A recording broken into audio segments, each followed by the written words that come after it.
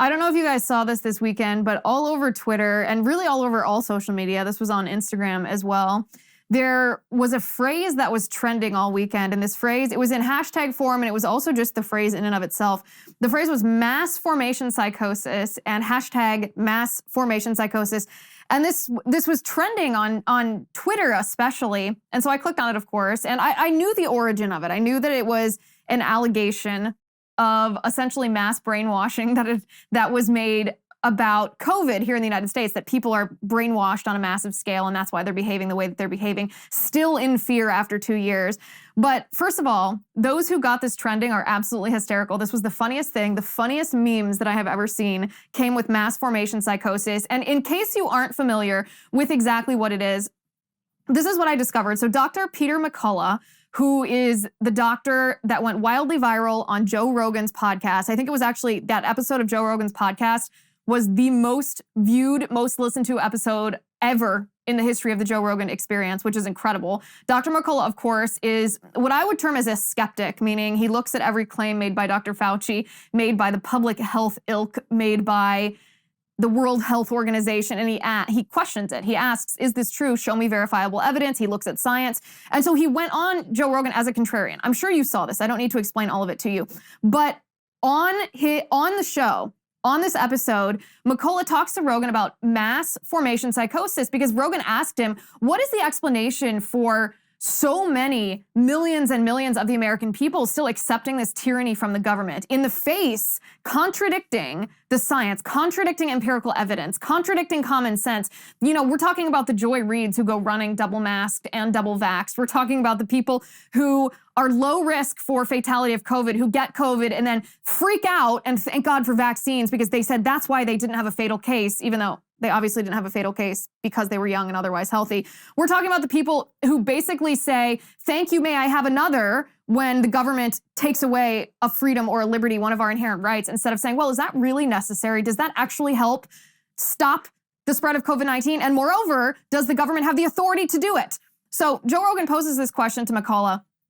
And McCullough says it's something he calls mass formation psychosis, which he defines as a process. Essentially, it's a process of indoctrination, right? It's essentially how propaganda works, a strategic form of propaganda. And he gives 4 elements for how mass formation psychosis is enacted. This is what he says. Actually, you know what? Listen to it for yourself. Take a listen to this. How did they organize something like this? And how do you get so many doctors to go along with this? How do you get so many doctors to not speak out against the lack of pre-hospitalization care, the lack of early treatment? We think there's about 500 doctors who knows what's going on in the United States. 500? 500. We got 1 million doctors in the United States. We got 500,000 nurse practitioners and physician assistants. I can tell you the nurses are more awake than the doctors.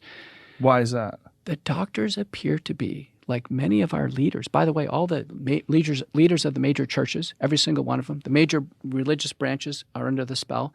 Every major global international leader is under the spell. We're in what's called a mass formation psychosis. This is very important. I give credit to Dr. Matthias Desmet in the University of Ghent in Belgium. And recently, Dr. Mark McDonald, psychiatrist from LA. Mark McDonald's got a new book out, The United States of Fear, describing how the mass psychosis developed. What your listeners need to know is a mass psychosis is when there is a groupthink that develops that's so strong that it leads to something horrific. And the examples are these mass suicides that occur in these religious cults. The example is Nazi Germany, when people walk into gas chambers and were gassed. These horrific things. And 4 elements here. It's very important, Joe. First, there must be a period of prolonged isolation, lockdowns. Number 2, there must be a withdrawal of things taken away from people that they used to enjoy. That's happened. Number 3, there must be constant, incessant, free-floating anxiety. All this news cycle, all the deaths and the hospitalizations, more variant mutant strains, everything, people keep becoming scared over and over again. And the last thing, number 4, the capper. The capper is there must be a single solution offered by an entity in authority. And in this case, it's clear. Worldwide, the solution was vaccination. Everybody must take the vaccination. It's not a U.S. program. It's not a European program. It's everywhere. Okay, so think about this. Think about these 4 elements. Prolonged isolation.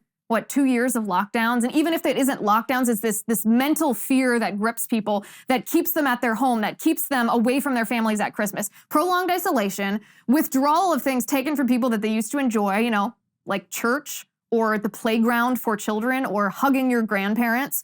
3, constant, incessant, free-floating anxiety. This is probably the number one culprit for this is Dr. Fauci. Dr. Fauci is the one that's like, well, there's no scientific evidence that young people could die on a massive scale from COVID-19. This is a paraphrase, of course, being satirical. But, you know, you never know. So maybe you should just put a plastic bag over your head just to make sure that nobody gets any air from you and you don't get any air from anybody else. This constant anxiety that has gripped people, especially, unfortunately, young people in our country. It's actually the people who are at the highest risk, the greatest generation, who are the least scared of COVID-19. It's the millennials who, remember, millennials are in their 30s and 40s now. It's millennials who are the most frightened of COVID-19, even though they have the least reason to be. And then, of course, a single solution offered by an entity and authority. This is what I talked about last week with this creation of a crisis when a political party, say the Democrats, create a crisis in order for them to present the solution, in order for them to say, I am your savior, I will save you if you I will give you security even,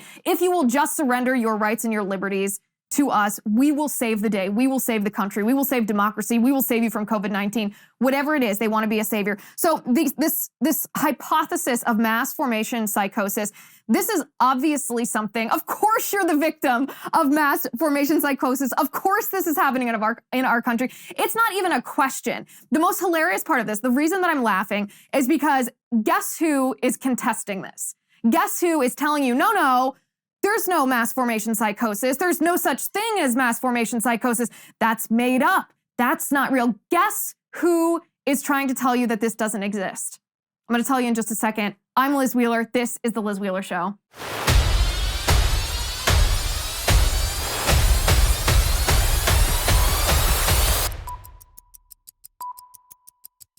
Okay, so this mass formation psychosis, Dr. McCullough posits, and it's reasonable, right? It looks like a strategy of indoctrination. It is the tactics that someone or something, an entity, would use to brainwash someone if they want. It's the propaganda that's used to brainwash someone.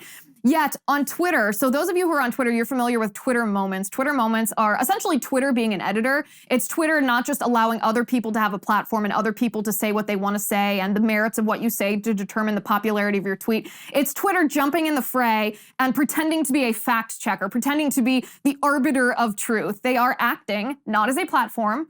They're acting as a publisher, and this is how they act in their editorial capacity. They create what's called a moment in the trending topics, which explains to you why something is trending. It's so condescending. It's so ridiculous. So Twitter created a moment about mass formation psychosis because, of course, it was trending organically, and they couldn't avoid it. And this is what it says. Twitter says, quote, "There's no evidence of pandemic mass formation psychosis, according to Reuters and the Associated Press." As I said, you can't make this up because Reuters and the Associated Press, of course, were purveyors of the fear and the panic and the misinformation and the neglect to talk about early treatment and therapeutics, all of this, all of Dr. Fauci's talking points. They were early purveyors of exactly what caused people to be as fearful as they are. So this is then what they say. Mass formation psychosis, Twitter says, is not an academic term recognized in the field of psychology, nor is there evidence of any such phenomenon occurring during the COVID-19 pandemic. Multiple experts in crowd psychology have told Reuters and the Associated Press. Okay. So first of all, it's hilarious that Twitter is now using an academic term as the benchmark for whether something's true or false. Because if you look in psychological textbooks, guess what exists as an academic term in psychological textbooks?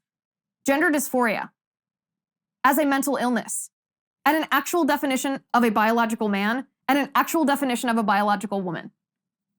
Gender dysphoria exists in academic textbooks. It is an academic term to describe a certain psychological or psychiatric condition. Yet, if we post that on Twitter, I mean, this happened to Matt Walsh just late last week, I think on Thursday or Friday, Matt Walsh was suspended for 12 hours, which means it's either the first strike or the second strike in his journey towards Twitter banning him altogether. They suspended him for 12 hours because he posted a tweet that essentially said men are men and women are women, and you aren't a woman if you are a man simply identifying as a woman. He was just stating basic biology. They made him delete the tweet before he could come back. Yet, by their standards, the standards they're using for this moment, an academic term, what Matt Walsh said was entirely biologically, academically correct. So first of all, it's hilarious, ironic, and a complete double standard, as you know. It's not even a double standard, it's hierarchical. It's an elitist move. They're disallowing, they're prohibiting Matt Walsh or you or I or anybody else who wants to talk basic biology. They're prohibiting us, the sorry people, from speaking in a certain way, from talking about facts that come from academia, that come from medicine, that come from psychology or, any related field. Yet they're allowed to. The rules don't apply to them because they're the arbiters of what we can do. So again, it's not hypocrisy, it's hierarchy. It's elitism. So they say mass formation psychosis is not an academic term recognized in the field of psychology, nor is there evidence of any such phenomenon occurring during the COVID-19 pandemic. Oh, do I have evidence for you? Do I have evidence for Twitter today? The funniest, absolute most hilarious, and I say this actually with a little sadness, even though there's a smile on my face because you can't get past how funny this is. I say this with a little sadness because this is a real person. A real person posted a tweet thread, 25 tweets all attached to each other. I mean, this is longer than a journal entry. This is longer than a published article. This is like an expose. Published, this is a doctor too. A doctor who is the chair of the Department of Medicine at UC San Francisco, UCSF. This is a high-ranking dude, in other words. This is a person that's supposedly in a position of authority, a position of knowledge, a position of influence. And you will not believe what this individual tweeted about his son. All right, so I want to read this. His name is Bob Watcher, for anybody who's interested in looking this thread up himself. Bob Watcher, spelled W-A-C-H-T-E-R. His handle is Bob_Watcher. Now, be nice to this guy, of course. I mean, you can call out his factual inaccuracies, but be nice because clearly he's suffering from mass formation psychosis. This is what he says. He says, I've been tweeting about COVID for nearly 2 years, but this week, it became personal when my 28-year-old younger son got it. With his permission, I'll describe his experience and how I approached his situation, given the realities of life and the rapidly changing evidence. Again, 1 tweet out of 25. My son, who lives in San Francisco, is generally healthy but overweight. You know my opinion on this. That's a contradiction, but whatever. Placing him in a moderately high-risk group. Okay, at least he acknowledges that. He's been quite careful since March of 2020 and has received 3 Modernas. Okay. To each his own. He used to wear a 2-ply cloth mask. Since Omicron, he switched to a K95 with my encouragement. Well, that's not the best advice you've ever given, but be that as it may. Dr. Watcher goes on to say he works in downtown San Francisco in customer service, so he has a lot of people contact. I've worried that he'd get it from work or from the bus.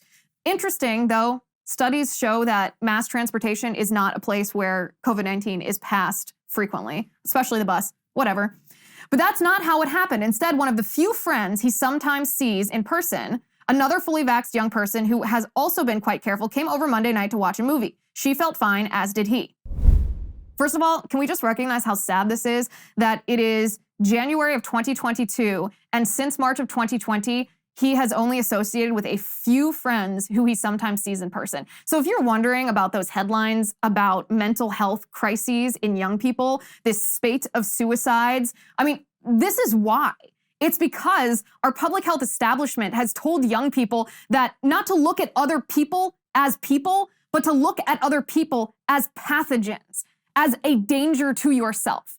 This will mess with your head. This is not normal behavior. Whatever. We're gonna go on to the next tweet in just a second, but first I want to talk to you about Headspace. Now, this individual, Dr. Watcher, needs to hear this. I don't know who else needs to hear this. Maybe we need to hear this when we're listening to people like Dr. Watcher, but here you go. You deserve to feel better than you do today, and you can with Headspace. Headspace makes meditation simple. If mental health is part of your self-care plan this year, and it should be, you owe it to yourself to try Headspace. Headspace is your daily dose of relaxation in the form of guided meditations in an easy-to-use app. Isn't that great? I love using my phone for this kind of stuff. So whatever the situation, Headspace really can help you feel better. If you're overwhelmed, Headspace has a 3-minute meditation for you. If you need some help falling asleep, Headspace has wind-down sessions their members swear by. And for parents, Headspace has even has morning meditations that you can do with your kids.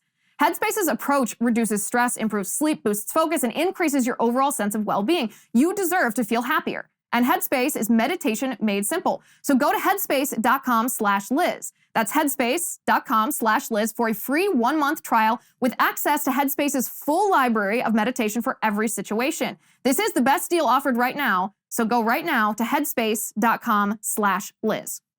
Okay. So Dr. Bob Watcher says his son had his girlfriend or something over. They watched a movie. She felt fine, as did he. Wednesday a.m., about 36 hours later, this is a quote now, he woke up and felt awful. Sore throat, dry cough, muscle aches, chills, he had no taste and smell abnormalities. I told him to stay home, drink fluids, and take Tylenol or Advil. Local pharmacies were all out of rapid tests, but I had one set stashed away, Dr. Watcher said. He came outside, I wore an N95, and we ran it with a nasal swab. It was negative. I was a little reassured, he said, though he was not. Dad, he said, it feels just like I felt after my first vaccine.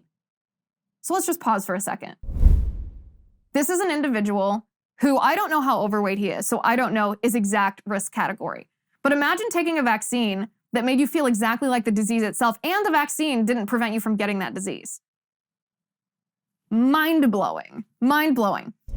Dr. Watcher goes on, he seemed sick enough to be infectious. I wondered if he'd be an example of the newly reported problems with false negative rapid tests in the first days of an Omicron infection. That is a real thing, by the way.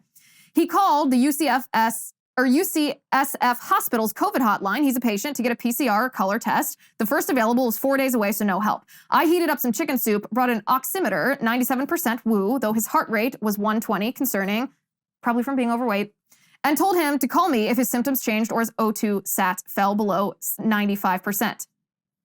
The next day, I called him at 9 a.m., no answer. My brain, Dr. Bob Watcher says, knows the odds of a fully vaxxed young person dying are near zero. Still, I wondered briefly if he had survived the night.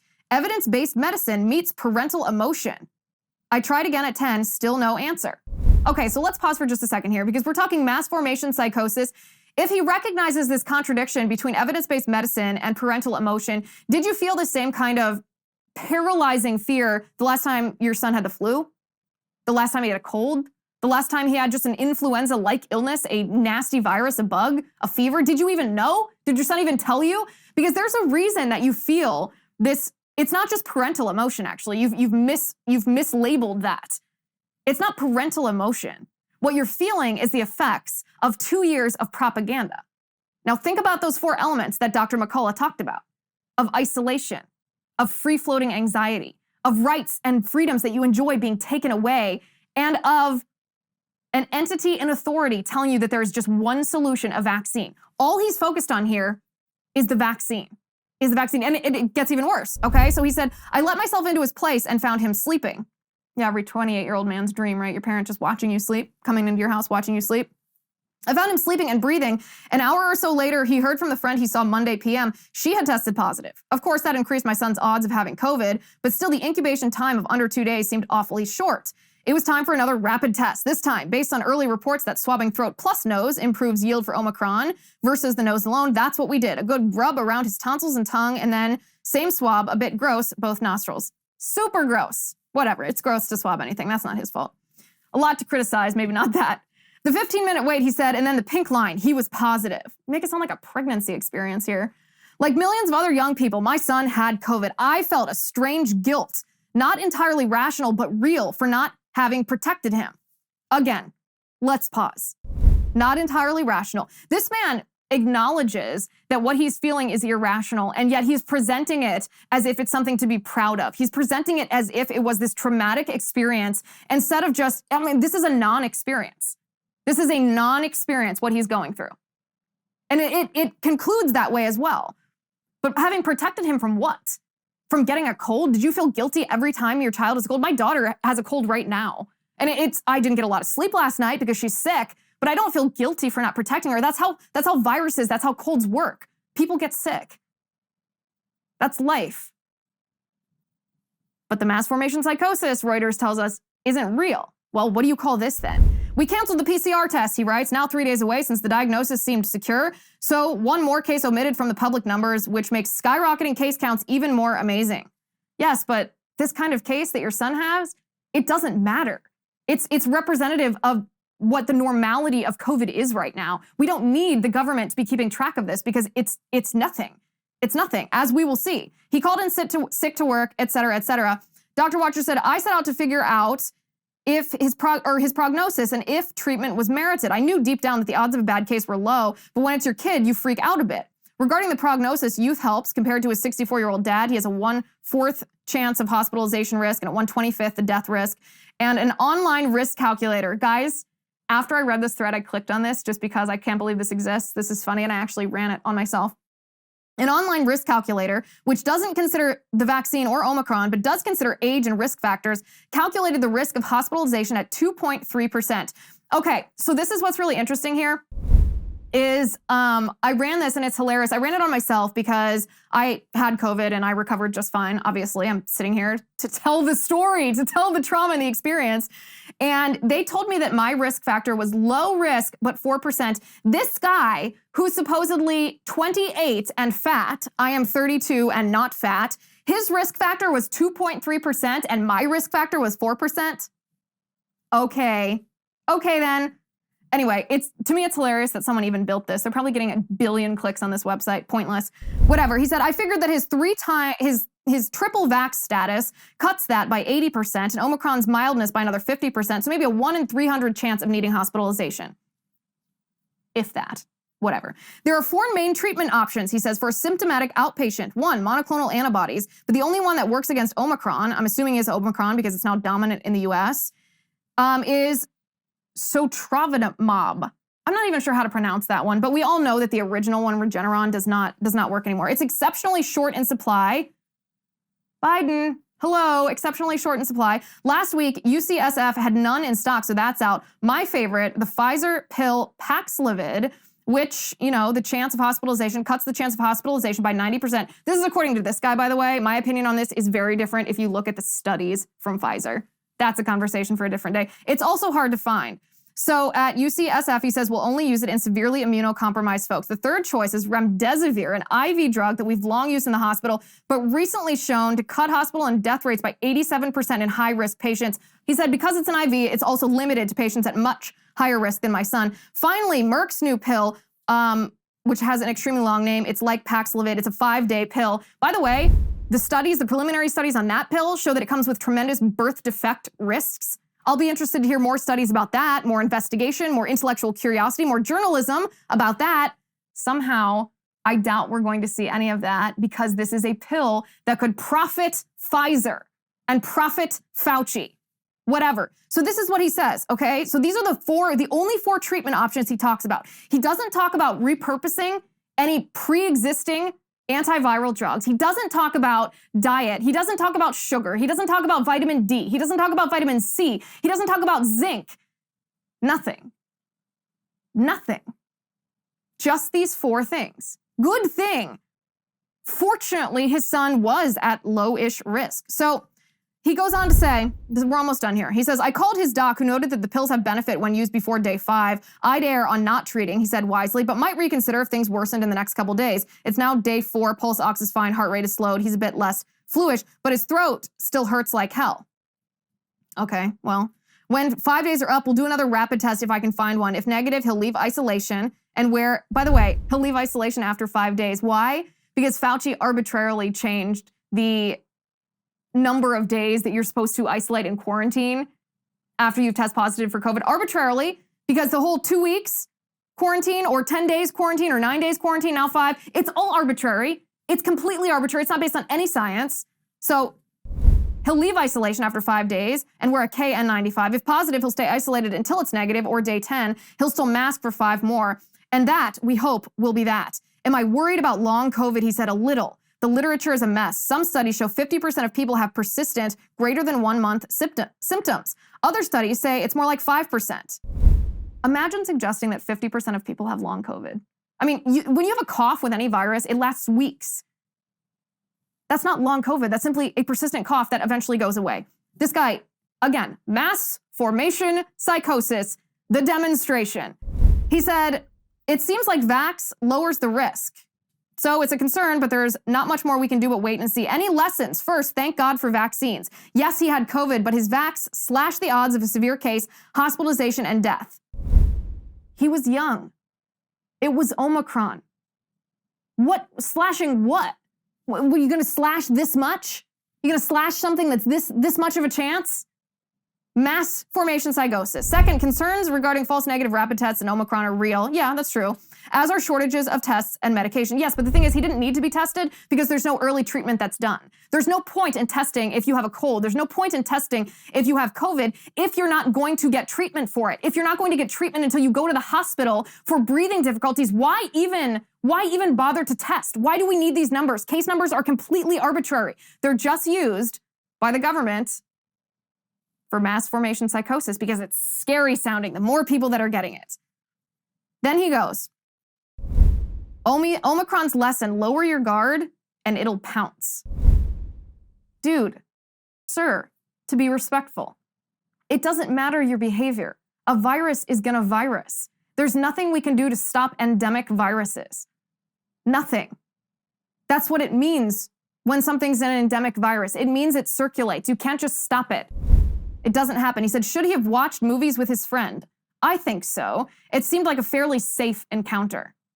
But while Omicron is surging, even low-risk stuff, things that were safe last month, may now be risky.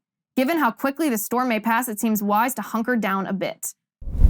This is the kind of thing that encourages the mental health crisis that we are going to be dealing with generationally. He goes, my son should do okay, but the illness and anxiety it causes are miserable. Resigning ourselves to getting Omicron doesn't seem right, especially since the surge may be short-lived. I still think it's an experience best avoided for you and your loved ones if you can.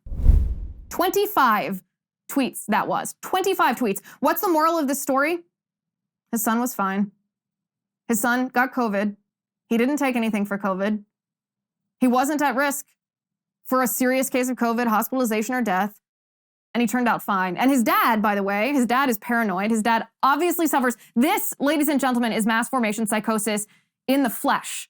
This is what Dr. McCullough was talking about. This is what it is. This is what Reuters and the Associated Press claims doesn't exist. There is no academic term, no recognized academic term for mass formation psychosis, and experts, they say, tell us that this is not the case.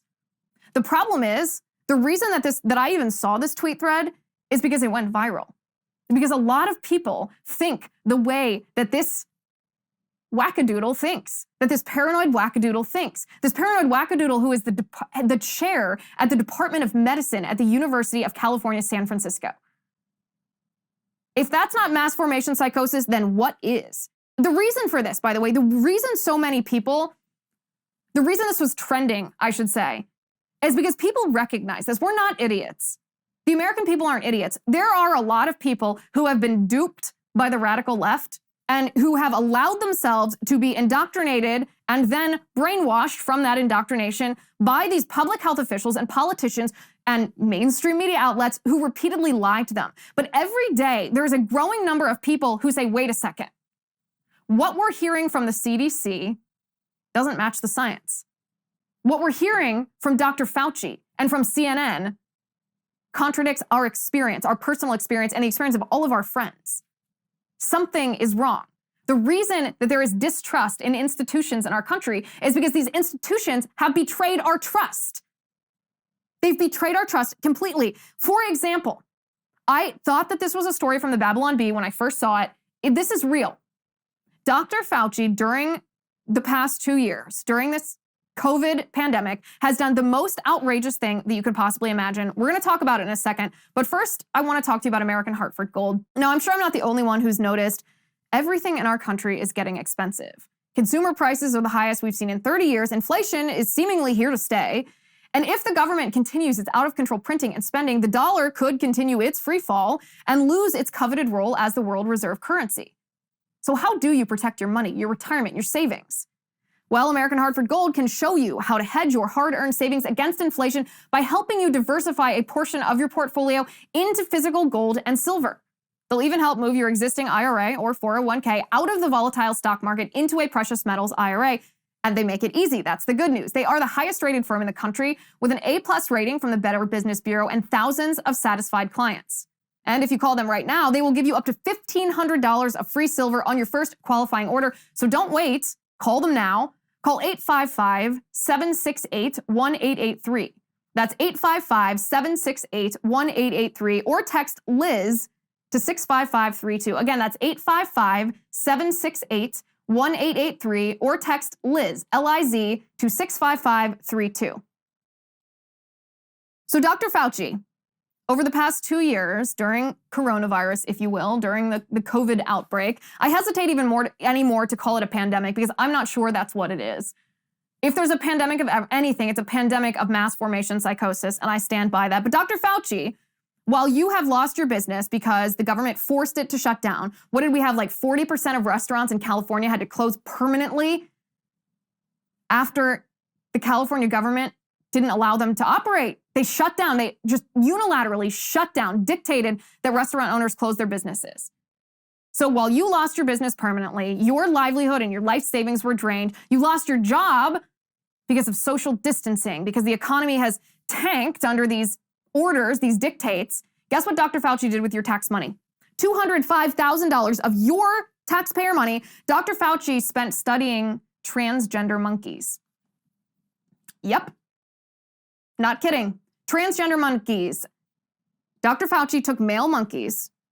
He injected them with transgender hormones intentionally. It was estrogen, I believe, in order to see why transgender women, now transgender women by Fauci's definition are biological males who have transitioned. They identify as women. So that's why he was taking a male monkey and injecting him with female hormones to make him a transgender woman monkey, to see why transgender women have a higher rate of the HIV virus. He created transgender monkeys with your tax money. And by the way, again, I can't stress this enough. He did this. Not only is this a nutty thing to do, but he did this while you were not getting a paycheck, while you were not allowed to work, while your business was shut down. This is what Dr. Fauci did. And so you wonder why the American people have lost faith in our governmental institutions, why something like mass formation psychosis trends on Twitter, because people hear it and they go, yes, that's what's happening. That's what our government is doing to us. That's why people feel this way. In Utah, if you list your ethnicity as Latinx, guess what benefits that will bring you? We're going to talk about that in just a second, but first I want to talk to you about Sole. Today's episode is brought to you by Sole. Sole is the sustainable orthopedic footwear company that seeks to enhance your mobility and improve your foot health to keep you in the game longer by building shoes from the inside out. So first of all, did you know that 85% of the population will have one or more foot-related ailments in their lifetime? A lot of these, well, admittedly unsexy ailments can be helped with a footbed. Well, Sole defines their signature footbed as a great place to rest your soul. Yes, funny, very punny. It's also affordable, it's customizable, and it improves people's everyday foot comfort. Millions of customers rave about this product, and 2/3 of Sole customers have 2 or more pairs of footbeds. Once you know the comfort, pain relief, performance enhancement, and injury prevention benefits of Sole footbeds, you will want them in every shoe you own. Sole has an amazing offer for first-time customers, 50% off if you use my URL, yoursole.com/Liz, yoursole.com/Liz, so you can try Sole for yourself. They're so confident that you will love them that they also offer a 90-day money-back guarantee. This special offer via my link, yoursole.com/Liz, works on everything on the Sole store, whether it's footbeds or footwear. Highly recommend checking it out, yoursole.com/Liz. So in the state of Utah, if you mark down that you have Latinx ethnicity, now remember, people who are Latino do not like, polls show, people who are Latino do not like being referred to as Latinx. They like being referred to as Latino or Latina, depending on their gender. But the white liberals who dictate the terms of wokeness and political correctness, they have told Latinos that they must be called Latinx, whatever. In Utah, Latinx ethnicity actually counts for more points towards your eligibility for monoclonal antibodies than an actual health condition, because obviously your ethnicity is not a health condition, it is your ethnicity. But if you have congestive heart failure, you get fewer points towards eligibility for monoclonal antibodies than if you are Latino. Because apparently now our government-run healthcare system, or the area of our healthcare system that is now run by the government, is racist. This is abject racism. In Minnesota, if you are 18 years old and your skin is black, you will be eligible for monoclonal antibodies before a 64-year-old who has white skin. That, my friends, is racism. And this racism that is being administered by the states did not come from each of these states. This is an FDA endorsed, meaning the Biden administration, the FDA is an agency of the executive branch of the government. The chief executive is Joe Biden. The Biden administration's FDA actually gave the guidelines for how these states should be racist while doling out rationed monoclonal antibodies. Now remember, the reason that there's a shortage of monoclonal antibodies is because Dr. Fauci won't focus on it. The federal government, meaning Joe Biden, has seized control of monoclonal antibodies, and they are rationing the monoclonal antibodies. So if you can't get it, it's Biden's fault. And if you can't get it, it's not only Biden's fault because he seized control and is rationing it. He then said that you are eligible based on what you look like and the color of your skin, not based on your health or your age or any other characteristic that actually is a risk factor for the severity of COVID-19. This is why the American people feel that they have been duped, feel that they are being controlled, feel that they have been made fools of, because they have. This is how government is treating the American people. It's shocking, isn't it? And make no mistake, this collusion between big government, big pharma, and big media to propagate this strategy, these 4 elements of mass formation psychosis, it leaves no one untouched. Last week on Friday, the Supreme Court heard oral arguments over Biden's OSHA vaccine mandate. And the justices, these 9 justices, who, by the way, announced before the hearing that they'd not only all been vaccinated, they'd all been boosted, seems a very odd coincidence that they would make this announcement right before they were hearing oral arguments over a mandate over the vaccine. Maybe they're a little biased, I don't know. Even these jurists, who are supposed to be some of the most brilliant, logical minds in our entire nation, have been duped by the fear, the mass formation psychosis. Sotomayor, particularly, she didn't even attend in person. She attended via the phone from her chambers because she has diabetes and she's afraid of COVID, even though she's been double vaxxed, now triple vaxxed because of the booster.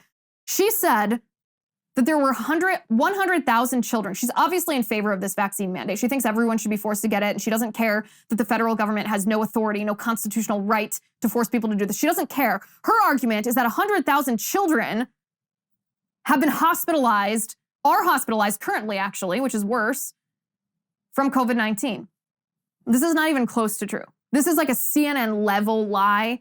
The truth of the matter is there are about 3,500 children across the entire country who are hospitalized. Most of these children, of course, have other comorbidities. They're not just your healthy child running around the playground, struck down by COVID-19 and hospitalized. No, most of these children are sick children to begin with.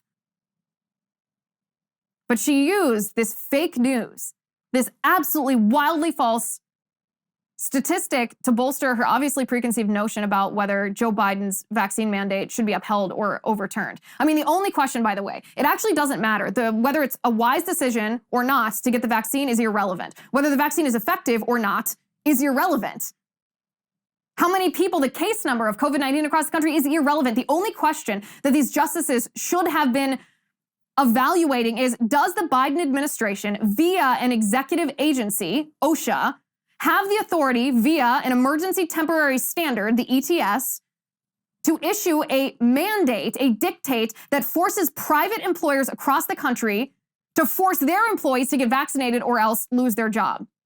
Is that legal? Is that constitutional? Does the Biden administration's executive branch have the authority to do that? That's the only question that should have been evaluated. Instead, Sotomayor tells us 100,000 kids are in the hospital. False.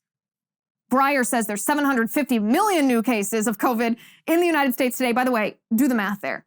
If there are 350 million Americans and there's 750 million new cases this week alone, then that would mean every single person in our country would have to have 2 diagnoses, 2 positives, 2 cases of COVID just that day alone. So nuts. We were told by the justices that hospitals are at full capacity. That's not even kind of true. Even ICUs aren't at full capacity. The liberal justices said that Omicron is as deadly as Delta. Again, not even kind of true. The liberal justices said that vaccinated people do not transmit the virus. It's only the unvaccinated people. Therefore, the unvaccinated must be protected from themselves and from other unvaccinated people. The point of this is that the Supreme Court justices of the United States of America are also victims of mass formation psychosis. They obviously watch CNN. They obviously listen to the mainstream media. They obviously take as law, as gospel, what Fauci says. And the AP and Reuters claim that this is fake news. The lesson here, my friends, the lesson here, ladies and gentlemen, is do not give the government power. Do not allow the government to have the power to do this. You and I, the American people, we must abolish the administrative state. I know that doesn't sound sexy. I know I talk about it all the time, and I am not going to stop talking about it until it happens. Because we, the American people, are not going to stop facing these constitutional crises. Government officials and unelected bureaucrats trying to violate our inherent rights and constitutionally protected liberties until we take away the power, not the authority, the power for them to do so. Their power lies in the administrative state. This idea that Congress does not actually legislate laws anymore. They legislate vague ideas, and then they defer to these executive agencies populated by unelected bureaucrats appointed by partisan presidents. And these unelected partisan bureaucrats make the rules. And they're unaccountable to you and to me. This used to, in constitutional jurisprudence, this used to be a violation of the separation of powers doctrine. And yet in the 1960s, our Supreme Court stopped enforcing the separation of powers doctrine, and thus the administrative state, which was the brainchild of Woodrow Wilson, it was ushered into being by FDR and LBJ. It was born. This is what we're facing today. Until we abolish the administrative state, we will be playing whack-a-mole. If it's not Fauci, it'll be someone else. If it's not COVID, it'll be some other emergency. If it's not a violation of our religious liberty, it'll be a violation of our free speech. If it's not a violation of our ability to go to the marketplace and operate a business, it'll be a violation of our parental rights. You name it, it will happen until we abolish the administrative state. That is the lesson here. Big pharma colluding with big government, colluding with big media. Abolish the administrative state. Abolish the administrative state. If you want details, more research, more evidence, more proof about how big government with the administrative state, helmed by Dr. Fauci, colluded with big pharma, the Pfizer billionaires, the Moderna failures until this vaccine, who colluded with big media, CNN and MSNBC and the Associated Press and the New York Times and the Washington Post, to propagate these false talking points that profit big pharma and Fauci and big government and Biden because he wants the power, not the money, to control us. Well, then read The Real Dr. Fauci by Robert Kennedy Jr. It's a fascinating book. I'm about halfway through. I highly recommend. And listen, when you look for sources of information that are credible, listen to those of us who have been right from the beginning of this pandemic. Those of us who have looked at the science, who have analyzed the facts, who have critically thought, who have been skeptical of people who provide just one solution, who have refused to fall prey to mass formation psychosis.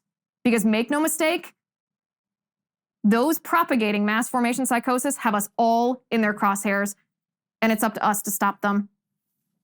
Thank you for watching today. Thank you for listening. I'm Liz Wheeler. This is The Liz Wheeler Show. The Liz Wheeler Show is produced by Jonathan Hay, executive producer Chad Abbott, director of photography Kevin McRoberts, editor Alejandro Figuerella, sound mixer Robin Fenderson, director of marketing Emily Washler, production and talent coordinator Matt Toffler, and senior publicist Patricia Jackson. This has been a Soundfront production.